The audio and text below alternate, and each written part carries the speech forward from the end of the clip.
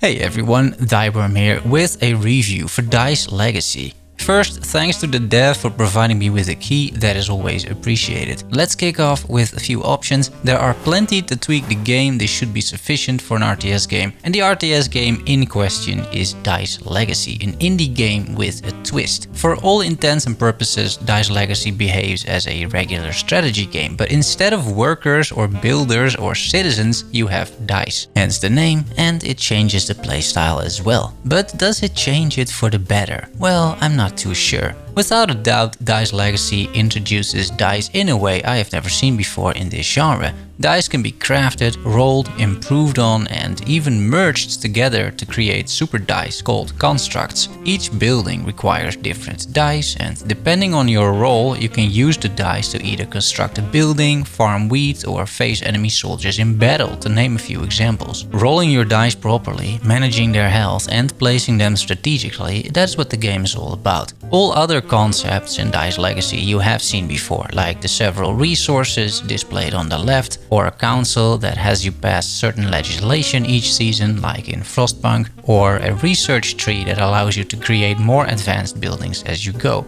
It is all there. The game deserves some props for trying to shake up the genre, which isn't easy. I have, however, two main issues with this game. First, Dice Legacy to me feels a little bit like an early access game. But it isn't an early access game. It is fully released, functional, and I didn't encounter significant bugs. There is just not a lot there, I feel. I played the game for about 8 hours, which isn't an awful lot, but I feel not much desire to keep on playing as I've seen and experienced most of the game. The main reason why I can't shake that early access feeling is just the limited content available in the core gameplay loop.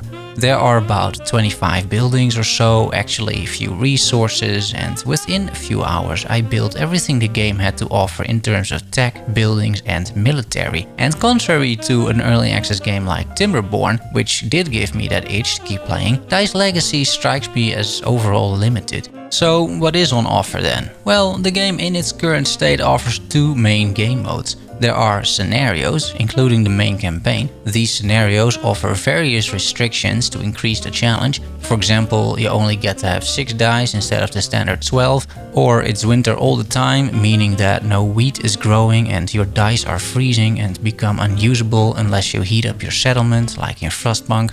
Next to scenarios, there is a new recently introduced game mode, Forging the Realm, where it's not about vanquishing your main enemies, called the Others, but it is about meeting the demands of your own citizens.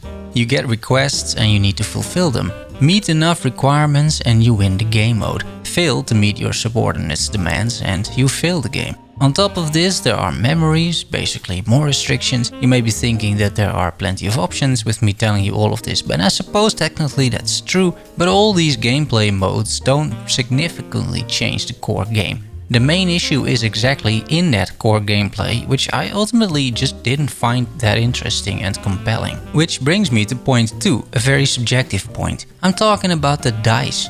It is a unique gameplay mechanic, no doubt about it, but the dice also detach you from this idea that you are running a settlement. I felt more like I was gambling, which you basically are, because you're constantly rolling dice hoping to hit the right side. There is a disconnect between the players rolling the dice and playing the actual game. One of the things I enjoy so much about, for example, Timberborn, is that you see all the little beavers working for you, building dams, carrying out tasks, and slowly create a magnificent world. Playing Banished, The Settlers, or Age of Empires, you have a similar feeling. You're creating troops and upgrading them and giving them armor and weapons. Your villagers are going about their business and the whole experience is tied to that. You're not only developing a civilization, you see the people evolving as well as they create more advanced buildings. Your citizens start living in bigger and better houses, they start earning more money, troops are gathering at the border ready to invade the enemy. There is a human component about those RTS games, and Dice Legacy doesn't have it. It's just dice, a map of resources and a limited number of buildings. It is unique, sure, but ultimately not effective, at least not for me. It is by no means a bad game. It's in fact rather difficult, strategic, and you need to manage your resources well to come out victorious. If that is something that you're into and you care less about the experience I just described, then Dice Legacy could be a good fit. I feel it is still limited compared to other games, but it is unique in its own way too. It's got an interesting map, which isn't your typical 4x4 square as in most RTS games, but it is a rim world like a Halo. It looks great. I absolutely love the music, which reminded me of Skyrim a lot for some reason, with its female choirs and eerie sounds, making the game feel both mysterious and alien. The game has upsides, but if you're like me and you partly play these games because you enjoy watching your vivid city until you're citizens, then you should maybe perhaps pass and look for something else. The previously mentioned Timberborn, for example, with its cute beavers. But that's it for today. I hope you enjoyed the video. You know what to do if you did, and I will see you in the next one. Thanks for watching and making it to the end. Love you all. See you soon. Bye bye.